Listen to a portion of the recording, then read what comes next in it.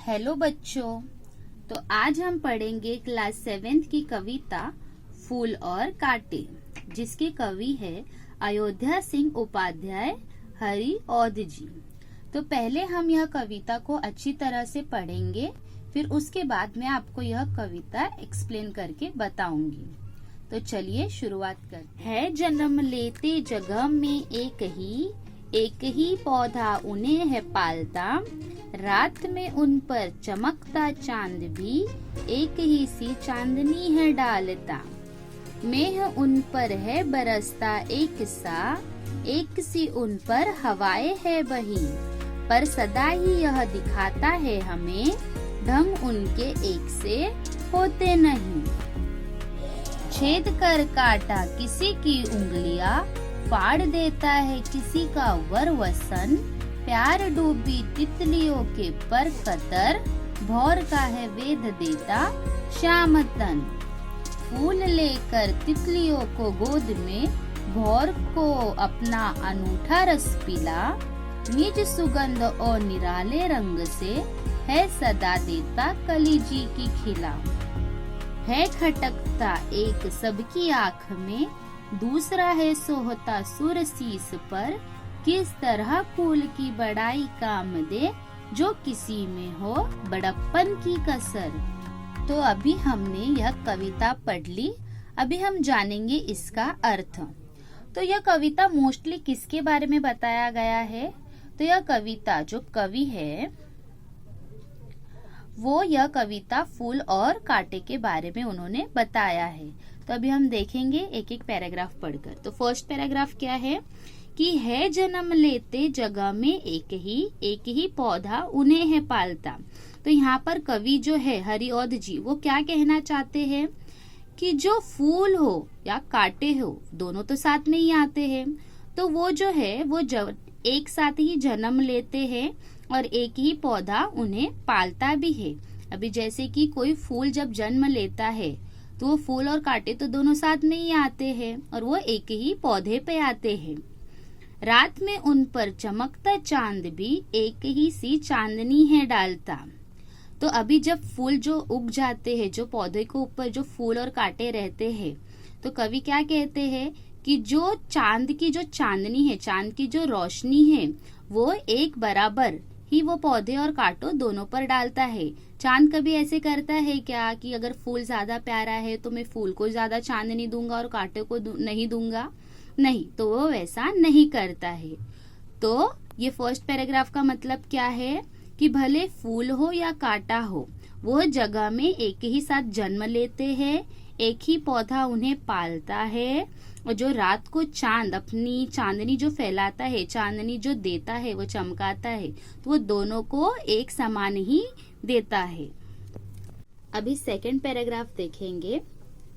मेह उन पर है बरसता एक सा, एक सी उन पर हवाएं है बही, पर सदा ही यह दिखाता है हमें ढंग उनके एक से होते नहीं।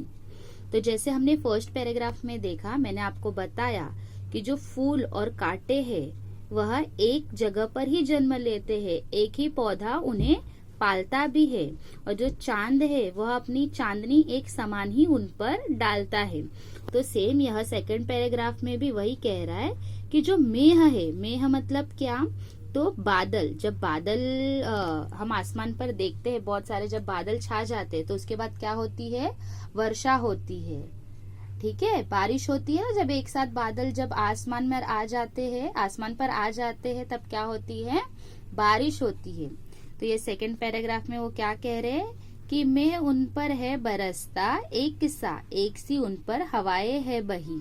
मतलब जो फूल और कांटे हैं उन पर एक समान ही बारिश होती है, उन पर एक समान ही मेह बरसता है, और जो हवाएं है वह भी एक समान ही हवाएं उनको देती है। भले वो फूल हो या भले वो कांटा हो, हवाएं दोनों को एक समान ही मिलती है। पर सदा ही यह दिखाता है हमें ढंग उनके एक से होते नहीं। तो ये लाइन क्या कह रहा है कि जो फूल और कांटे हैं उनके ढंग जो है वह एक समान नहीं है। मतलब उनको यहाँ से एक समान सब चीजें मिल रही है, जैसे कि चांद की चांदनी, मेह, उसकी वर्षा। लेकिन जो फूल और कांटे हैं वह दोनों एक समान नहीं है। तो क्यों नहीं है, यह हम आगे के पैराग्राफ में देखेंगे।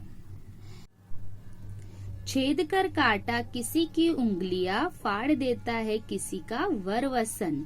मतलब वो जो कांटा है उससे किसी को लग जाता है तो उसको कैसे वो कांटा चुभ जाता है, फिर खून आना शुरू हो जाता है। ठीक उसी तरह अगर वो किसी के कपड़े में फंस जाए, वसन मतलब क्या होता है, कपड़ा, और वर मतलब क्या होता है, सुंदर। तो अगर वो किसी के सुंदर कपड़े में फंस जाए तो अगर वो कांटा है तो उससे क्या होता है, वो कपड़े को भी वो फाड़ देता है। और ठीक उसी तरह अगर वो कांटा किसी तितलियों के पर लग जाए तो वो भी क्या करता है, वो उसके पर को भी काट देता है। और भौर का है वेद देता श्याम तन। भौर देखो, आपको यह पिक्चर में देख सकते हो कि अगर गलती से वो कांटा भौर को भी लग जाए तो उसके भी शरीर को वह काट देता है, वह शरीर को फाड़ देता है। नेक्स्ट पैराग्राफ क्या है, फूल लेकर तितलियों को गोद में भौर को अपना अनूठा रस पिला, निज सुगंध और निराले रंग से है सदा देता कली जी की खिला। अभी जैसा ये पैराग्राफ में ये लाइन में हमने देखा कि वो कैसे कांटे के बारे में बता रहा है कि कांटे कैसे दूसरों को दर्द देता है, ठीक उसी तरह ये पैराग्राफ पे जो है वो फूल के बारे में बता रहा है कि फूल कैसे तितलियों को अपना रस पिलाता है। ठीक है, फूल लेकर तितलियों को गोद में भौर का अपना अनूठा रस पिला। जो फूल है वो तितलियों को बुलाकर वो भौरों को अपना रस पिलाता है। निज सुगंध और निराले रंग से है सदा देता कली जी की खिला। कली जी की खिला मतलब खुश होना। तो वो जो तितलियां है, जो भौरे है, वो फूलों का रस पीकर वह खुश हो जाते हैं। लास्ट पैराग्राफ क्या बोल रहा है देखते हैं। है खटकता एक सबकी आंख में, दूसरा है सोहता सूर शीस पर, किस तरह कुल की बड़ाई काम दे जो किसी में हो बड़प्पन की कसर। तो यहाँ पर शीस मतलब क्या होता है, तो सिर, और सोहता मतलब शोभा देना। तो ये पैराग्राफ में कवि कहते हैं कि है खटकता एक सबकी आंख में, दूसरा है सोहता सूर शीस पर। मतलब कुछ चीजें लोगों की आंखों में खटकती है तो कुछ चीजें जो रहती है वह बहुत ही शोभा देती है। तो किस तरह कुल की बड़ाई काम दे जो किसी में हो बड़प्पन की कसर। तो कवि कहते हैं कि भले इंसान, भले ही मनुष्य का जन्म किसी भी कुल में हुआ रहे, पर उसका जो कर्म रहता है वो हमेशा बड़ा रहना चाहिए, ना कि दूसरों को हानि पहुंचाने जैसा होना चाहिए। जैसे कि हमने इस कविता में देखा कि फूल और कांटे दोनों एक ही पौधे पे जन्म लिए हैं, परंतु फूल सभी को खुशियां देता है, उनको खुश करता है, उनकी मदद करता है। लेकिन जो कांटा है वह सदैव दूसरों को नुकसान पहुंचाता है, दूसरे को सदैव चोट पहुंचाता है। तो हम जो मनुष्य है वो सदैव हमको फूल जैसे बनकर रहना है। देखा आप, ये जो चित्र में देख सकते हैं रंग बिरंगे फूल है, तो हम मनुष्यों को सदैव यह फूल बनकर रहना है, ना कि कांटे की तरह। सदैव हमको यह फूल बनकर दूसरों को खुशी देना है, ना कि बनकर कांटे की तरह। कांटे बनकर रहोगे तो आप सिर्फ दूसरों को चुभोगे। ठीक है, तो जो ये कवि है अयोध्या सिंह उपाध्याय जी, उन्होंने यह बहुत ही सुंदर फूल और कांटे के बारे में हमें समझाया है। अभी आप इधर शब्द वाटिका में शब्दार्थ भी देख सकते हैं। तो पहला शब्द क्या है, मेह। मेह मतलब क्या होता है, बादल। नेक्स्ट क्या है, वर। वर मतलब श्रेष्ठ, सुंदर।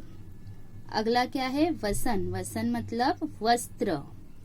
देन वेदना। वेदना मतलब घायल करना। जब किसी को चोट पहुंचा देते हैं तो वो व्यक्ति क्या हो जाता है, घायल हो जाता है, उसका मतलब होता है वेदना। नेक्स्ट है भौर। भौर मतलब भौरा। नेक्स्ट है जी। जी का मतलब क्या होता है, मन।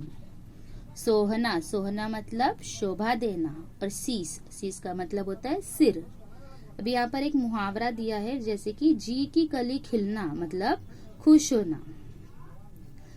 अभी ये किया दिया है कि बताओ तो सही तुम्हें कौन सा फूल पसंद है और क्यों, निम्नलिखित मुद्दों के आधार पर बताओ। तो यहाँ पे पॉइंट दिए गए हैं, मतलब आप कैसे लिख सकते हो, कुछ फूल जो आपको फूल पसंद है वो फूल का नाम, उसका क्या उपयोग है, मतलब उसकी क्या यूज है, और गंध। ठीक है, तो आप ये एक्सरसाइज आप अभी कंप्लीट करो घर बैठे, और मैं आशा करती हूँ कि आपको यह कविता अच्छे से समझी रहेगी। अगर कुछ भी प्रॉब्लम है तो आप कमेंट बॉक्स पे मुझे लिख के बताइए, कौन सी कविता और मैं समझाऊँ वो भी मुझे बताइए, और मेरे वीडियो को लाइक करें, और अगर आप नए हो तो प्लीज सब्सक्राइब करें और बेल आइकन को दबाना भूलिएगा मत। Thank you.